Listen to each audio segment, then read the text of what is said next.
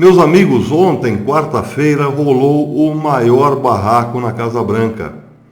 A pedido de Donald Trump, reuniram-se ontem na Casa Branca os democratas, o senador Chuck Schumer, a presidente da Câmara Nancy Pelosi e o deputado Steny Hoyer, e foram muito mal recebidos por Trump, que já de cara disse que os democratas adoravam o ISIS e outros comunistas mais. Isso deu o tom, evidentemente, do barraco que viria a seguir. A Fox News relatou que Donald Trump chamou Nancy Pelosi de política de terceira categoria.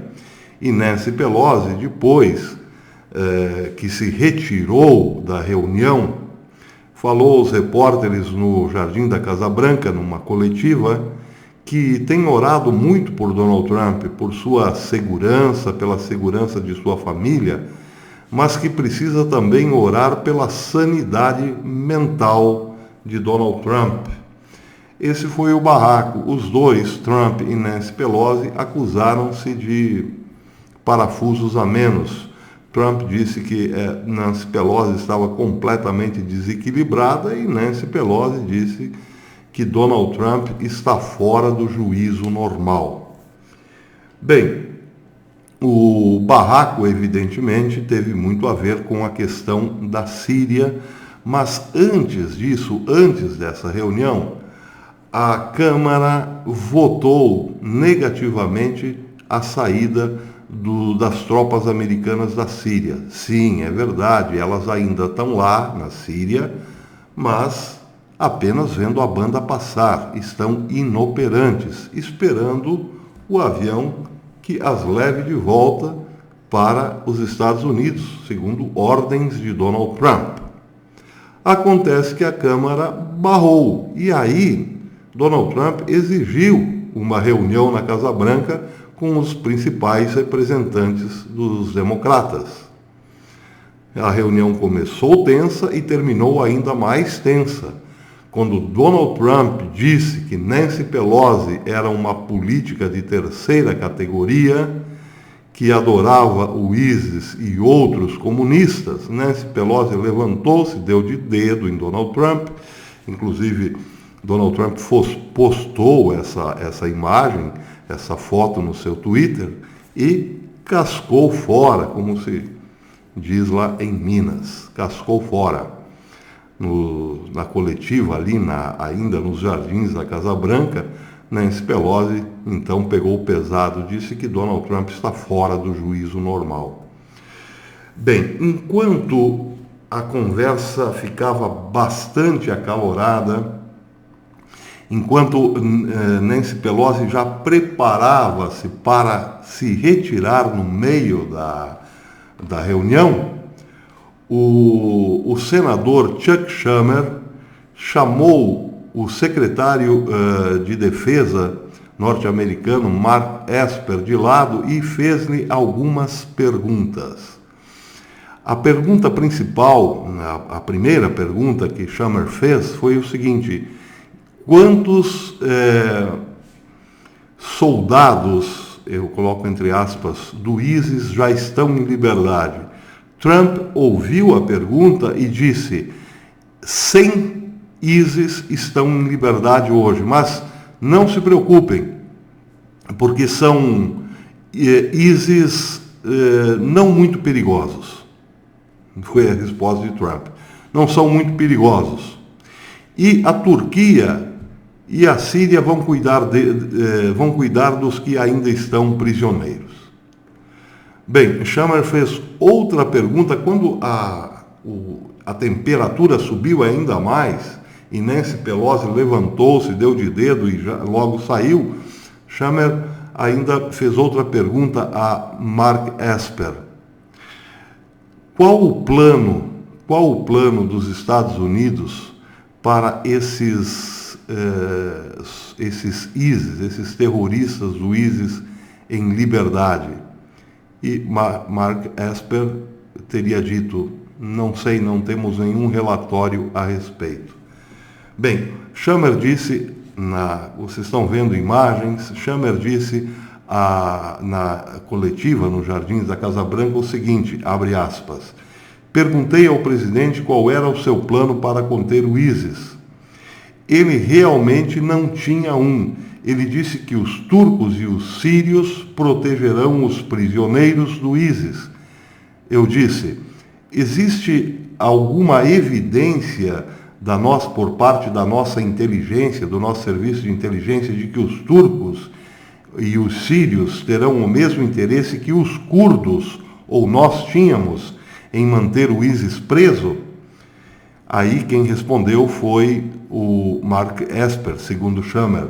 Ele disse, o secretário de Defesa, que graças a Deus foi honesto, me disse, nós não temos nenhuma evidência disso.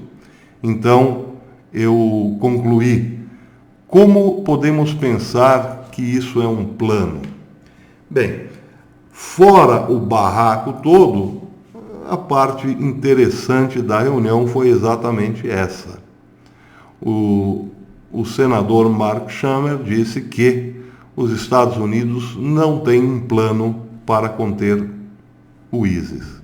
Uma vez em liberdade, o ISIS pode sim se reorganizar, e é bom lembrar que o ISIS, há pouco tempo atrás, eram aqueles mesmos bons rapazes que cortavam cabeças de cristãos e muçulmanos indiscriminadamente e promoviam o terror na Europa, principalmente.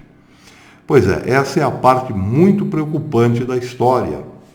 Isso sim pode trazer muitos prejuízos a Donald Trump, porque além da questão humanitária que agora recai sobre os curdos, essa também pode ser até mais dramática, porque em algum momento a Turquia será contida e os curdos, de certo modo, serão preservados, porque, como disse um amigo do canal, não é fácil matar todo mundo. Agora, o ISIS em liberdade, bem, aí, meus amigos, aí é um monstro com fome e pode sim se reorganizar rapidamente e promover novamente aquele terror que vimos na era Obama. E Donald Trump, o governo Trump não tinha um plano para isso. Bem, agora o grande parênteses dessa história. Tudo isso que tem acontecido de domingo para cá tem levantado, tem intrigado muitos analistas norte-americanos, tanto do lado dos democratas como também dos republicanos. Essa história tem jogado luz ao velho problema de Donald Trump quando chega ao poder, a desconfiança de que Donald Trump está trabalhando para a Rússia. Porque vejam, o vácuo deixado pela retirada das tropas americanas simplesmente favorecerá a Rússia. Num primeiro momento, pode-se pensar que favorecerá totalmente a Turquia. A Turquia finalmente conseguirá ascendência sobre a tal zona neutra ou zona de segurança, que são 30 quilômetros dentro do território sírio, em toda a faixa norte da Síria, onde estão os poços de petróleo e as cidades curdas. Bem, num primeiro momento, quem ganha é a Turquia. Mas atenção, a Turquia parece, ao que tudo indica, ter apenas essa ambição no momento. A Rússia, por outro lado, nós sabemos, quer hegemonia em toda a região. E o vácuo deixado pela saída dos Estados Unidos da Síria não representará um caminho aberto para Putin apenas na Síria, mas haverá um vácuo também na Arábia Saudita, nos Emirados Árabes e até mesmo, possivelmente, no Catar. E é claro que tudo isso será ocupado pela Rússia, porque não foi à toa, por exemplo, ontem eu trouxe essa notícia aqui, Vladimir Putin já encontrou-se com o rei Abdulaziz, não esperou o tempo passar e voou direto para a Arábia Saudita, levou inclusive um falcão, ironicamente, um falcão de presente ao rei Abdulaziz. O que estavam tratando? Fecharam muitos acordos, eu trouxe essa matéria, foram 20 assinaturas, 20 acordos assinados no encontro de Putin com o rei da Arábia Saudita.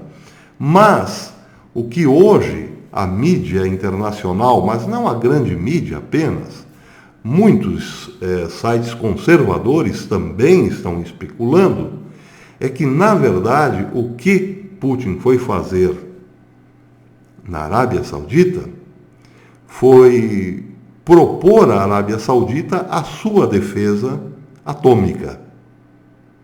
Putin foi propor para o rei Abdulaziz colocar ele lá na Arábia Saudita uma base nuclear, alguma coisa do estilo um silo nuclear ou algo parecido.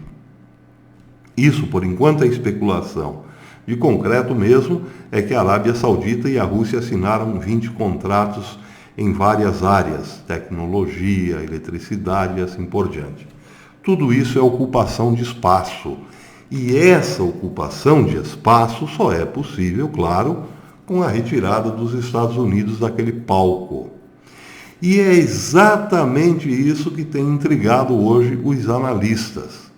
E muitos desses analistas fazem lembrar que todo o problema de Donald Trump com a esquerda, com a oposição ou com os democratas de um modo geral, sempre teve o fantasma da Rússia no meio. Eu mesmo, pesquisando aqui, descobri uma matéria de um site chamado Dagobah Inteligência Democrática, portanto, um site dos democratas, assinado por um notório esquerdista chamado Jeffrey Sachs. Ele faz nesse site uma análise, essa análise foi publicada no dia 6 de março de 2017. E nessa análise, uma análise sobre Donald Trump, ele mostra 3 personalidades de Donald Trump. Eu li a matéria e descartei as 2 faces de Donald Trump, 2 em que ele coloca ali, mas alguma coisa de uma das faces, tenho que reconhecer, tem sim algum fundamento. É claro que se trata de uma crítica da esquerda, mas muitas vezes precisamos ler o que a esquerda está escrevendo para entender como eles pensam.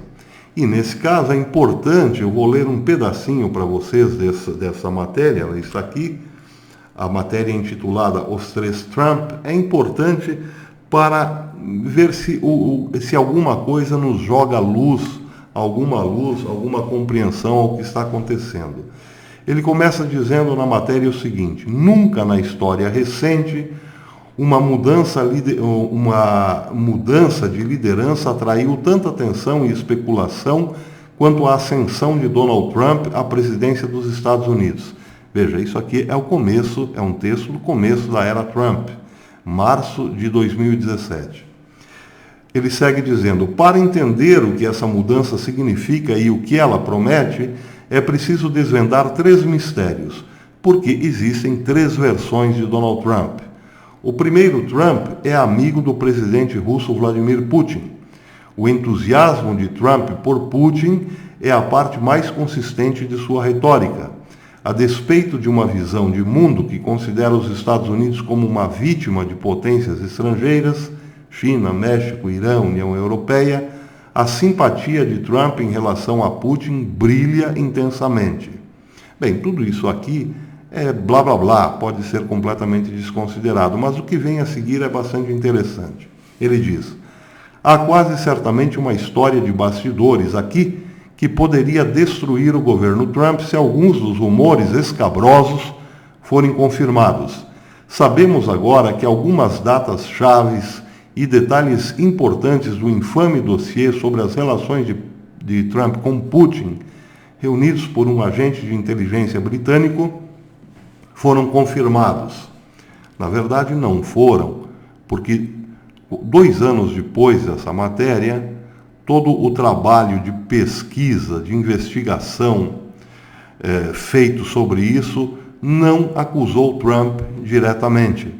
Mas, naquele momento, o escritor já dava como certo que a bomba cairia no colo de de Trump. Mas o que vem a seguir é que é o importante. Ele diz: um crescente corpo de evidências sugere que Trump vem recebendo apoio de dinheiro russo há décadas. Oligarcas russos podem ter salvo Trump da falência pessoal, e um deles teria supostamente viajado atuando como intermediário com o Kremlin. E muitos dos principais membros da equipe de Trump, entre eles Paul Manafort, que depois foi preso, seu primeiro diretor de campanha, Mike Flynn, conselheiro de segurança nacional, Rex Tillerson, prestem atenção nesse nome, ex-CEO da ExxonMobil e agora secretário de Estado. Ele era secretário de Estado, depois foi sucedido por Mike Pompeo. E Wilbur Ross, magnata de fundos de hedge e secretário de comércio, tem todos eles negócios significativos com a Rússia ou com oligarcas russos, o que de fato foi provado. O que não foi provado pela investigação de Robert Mueller, como nós bem sabemos, é que Trump tinha relações diretas. O nome de Trump nunca apareceu numa relação direta com oligarcas russos, nem com Vladimir Putin. Mas todos esses nomes aí citados, sim, todos eles de algum modo tinham negócios com magnatas russos. E essa é a única parte do texto que se aproveita, porque ela é objetiva. Depois ele vai falar da segunda face de Trump, da terceira, todas são subjetivas. Não vale a pena perdermos tempo com isso. Mas o interessante aqui é, por exemplo, o nome de Rex Tillerson. Rex Tillerson foi indicado por Trump para ser o secretário de Estado norte-americano, seu primeiro secretário de Estado. Bem, Rex Tillerson era conhecido, era tratado dentro da Casa Branca como o homem do Catar. O homem do Catar e o amigo de Putin. Por quê? Porque ele foi CEO da ExxonMobil durante muitos anos e nesses anos todos ele estreitou laços, mas muito bem estreitos ou estreitados com o Catar. Rex Tillerson ele teve uma influência decisiva na transformação do Catar de um medíocre produtor de gás natural na talvez maior potência, no maior produtor de gás natural do mundo hoje. Acontece que esse incremento, esse crescimento do Catar como potência no gás natural, tinha também parceria de ninguém mais, ninguém menos do que Vladimir Putin, um dos principais acionistas do gás natural do Catar, junto, evidentemente, com a ExxonMobil, de algum modo, junto com o Rex Tillerson. Então, nesse caso, não é à toa que ele era considerado dentro da Casa Branca como o homem do Catar, mas também o homem de Putin. Bem, outro detalhe muito curioso que chama a atenção, que tem chamado a atenção, é o fato do senador Rand Paul estar se esforçando para dizer à mídia, para ter mais visibilidade nesse momento e aproveitar a sua visibilidade, para dizer que a retirada de Trump da Síria evitou uma grande catástrofe.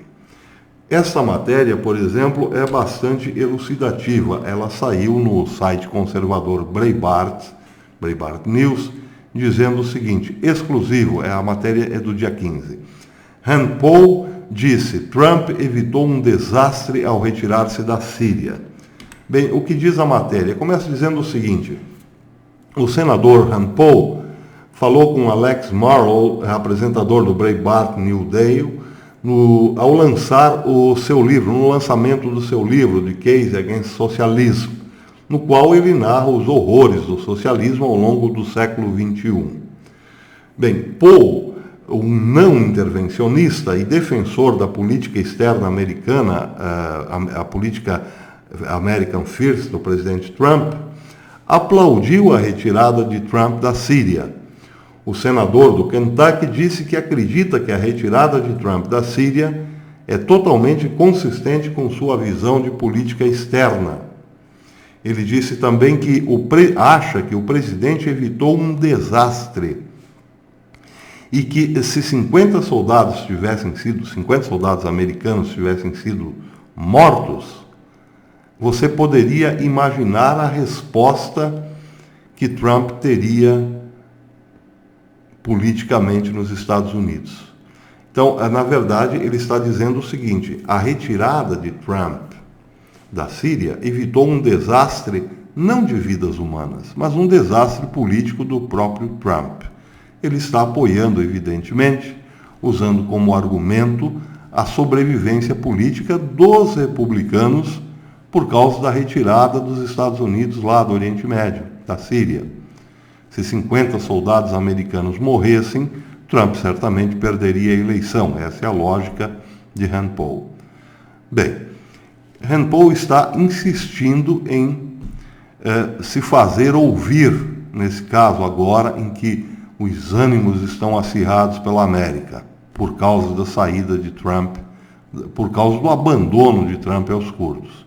E por que Rand Paul está insistindo nisso? Bem, outra matéria muito interessante também do mês de março de 2017 pode esclarecer um pouco a questão.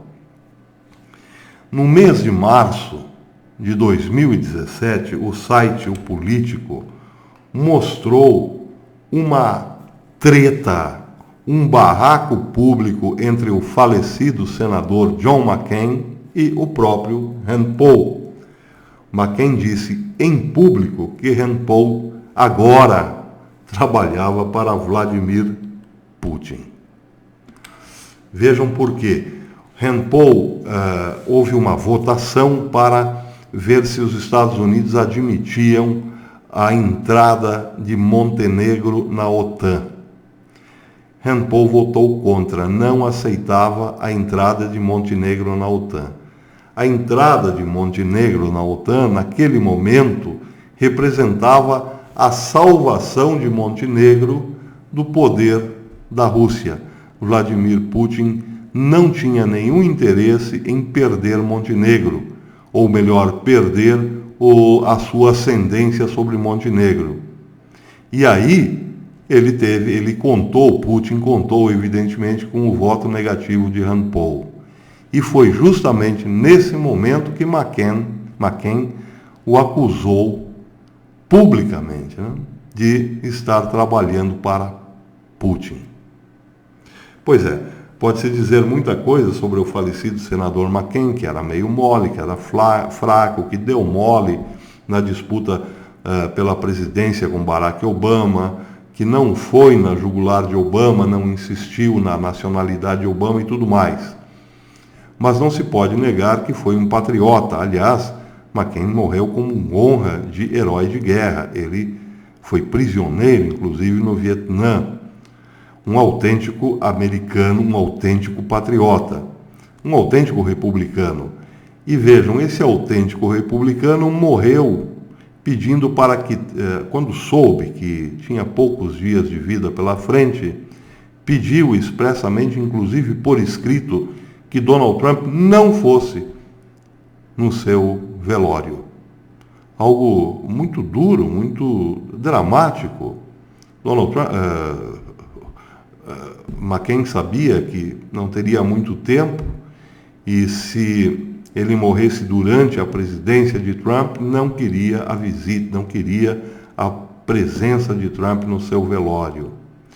Tudo isso porque John McCain tinha uma convicção, sabia algo muito sério, de que o seu presidente, o presidente da nação, também republicano, do mesmo partido, tinha ligações, sim, muito estreitas com Vladimir Putin.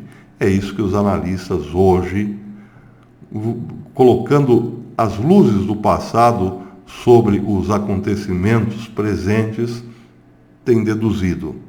Há algo estranho na relação Trump-Putin. Algo estranho. De objetivo, mesmo de concreto, que se pode afirmar agora categoricamente, é que enquanto os Estados Unidos encolhem, a Rússia cresce. E tudo isso está indicando que o velho projeto eurasiano ou a hegemonia eurasiana pode sim acontecer se essa política americana continuar.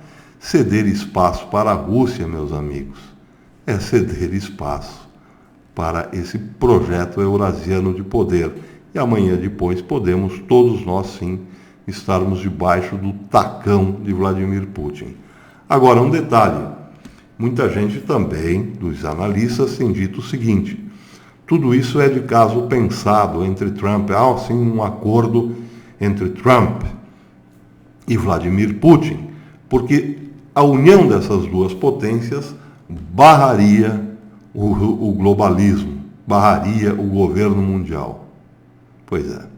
Só que é o seguinte: o governo mundial jamais acontecerá. Quem, por exemplo, esse canal aqui, que costuma sempre fazer um link com as profecias são muito claras. A besta tem 7 cabeças e 10 chifres. Ou seja, tem 7 reinos, são 7 reinos que dominam a história com seus 7 chefes, mas também aqueles 3 chefes, aqueles 3 chifres, ou seja, 3 poderes sem nação propriamente. Aí nós podemos especular. O Papa, por exemplo, entre aspas, o Papa atual, o Bergoglio, que é um chefe, mas não tem uma nação. A ONU, que tem uma chefia, mas não tem um povo, não tem uma nação. E talvez a União Europeia. Bem, isso se especula, mas poderia ser encaixado na profecia, principalmente no Apocalipse. A besta com 10 chifres e 7 cabeças e 10 chifres. Não tem na profecia que haverá uma 8ª cabeça, portanto, não haverá esse 8º poder, um poder global. Ficará assim, a coisa ficará ali dividida, as cabeças de algum modo brigando entre si. Acontece o seguinte: fazer negócio com a Rússia, isso nos lembra algo muito complicado e muito perigoso já acontecido no passado. Quem faz negócio com um comunista acaba sempre se dando mal. Então, embora esse seja um argumento válido, Trump tem sim tudo mais ou menos planejado. O negócio é fazer acordo com a Rússia para barrar os globalistas. Só que, é como diz o ditado, a emenda pode sair bem pior do que o soneto. Bem, por enquanto, então, é isso. Nós temos todo esse imbróglio, esse barraco na Casa Branca. A constatação dos democratas de que Donald Trump não tem um plano caso o ISIS volte a se organizar por aí e espalhar o costumeiro terror.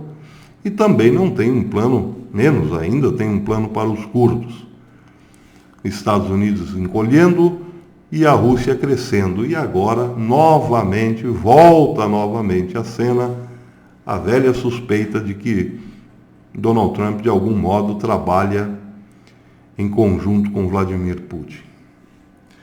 Bem, em relação a quem acompanha o canal aqui, em relação entre muitas aspas, a treta que nós tivemos com o Casando o Verbo, quero dizer que eu sou muito admirador do Casando o Verbo, porque, afinal, eu comecei aqui em Geopolítica porque me inspirei no Casando o Verbo. O Casando o Verbo começou essa história há muito tempo. Ele é o navio quebra-gelo desse segmento aqui, Geopolítica.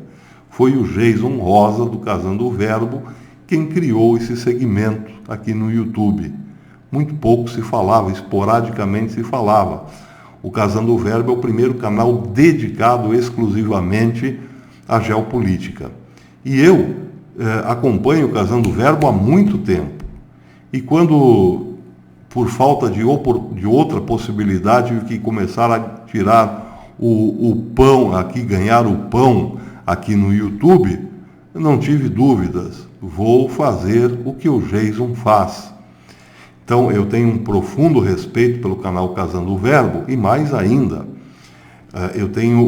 eu reconheço que o Casando o Verbo, primeiro pela capacidade do Jason, a capacidade intelectual do Jason, e também por ser o pioneiro nessa história, por estar há muito tempo em geopolítica, tem sim um conhecimento muito mais abrangente que o canal do professor Belay. O Jason tem uma visão de conjunto maior, uma visão de geopolítica muito mais complexa do que a minha. Isso eu reconheço, evidentemente. O trabalho do Jason é mais, digamos, lato sensu e o meu é mais estrito sensu. Eu me concentro mais em relações regionais e entro um pouco, muitas vezes, até pela psicologia.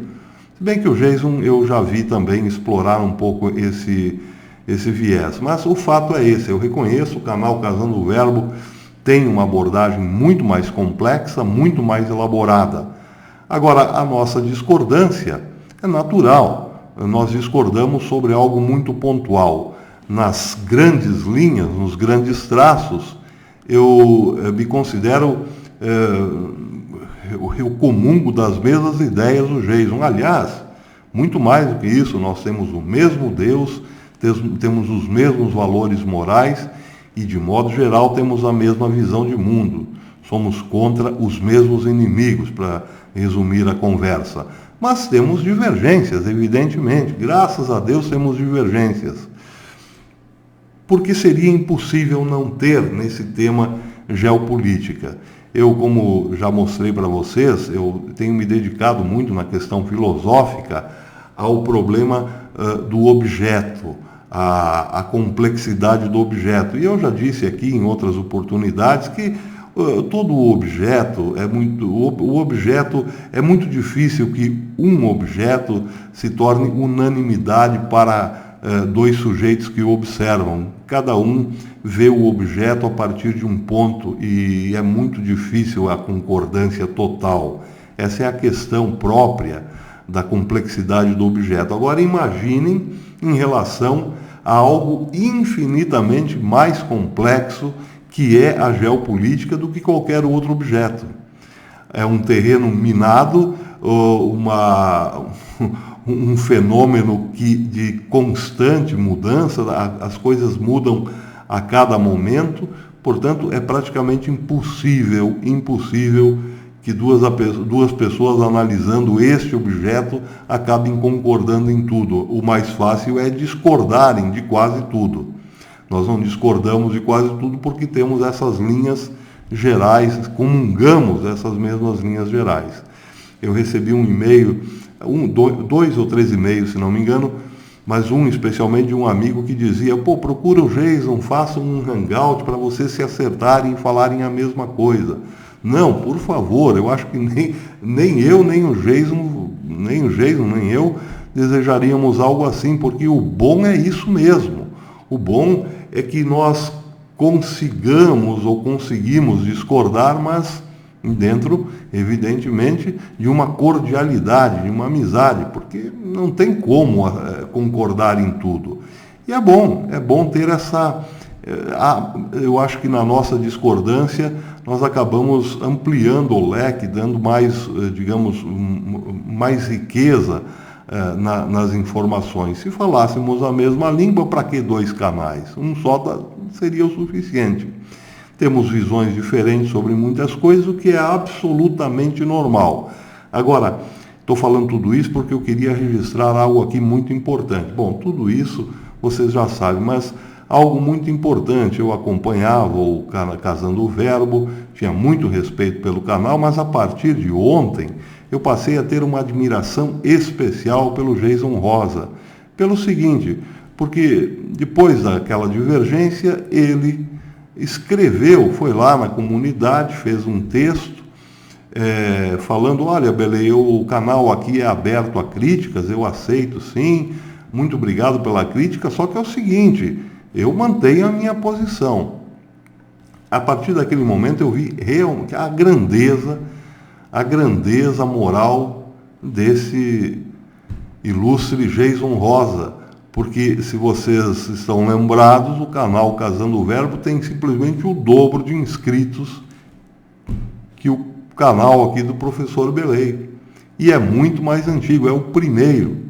Que obrigação Jason Rosa tinha de olhar para um canal melhor, dar atenção para um canal melhor?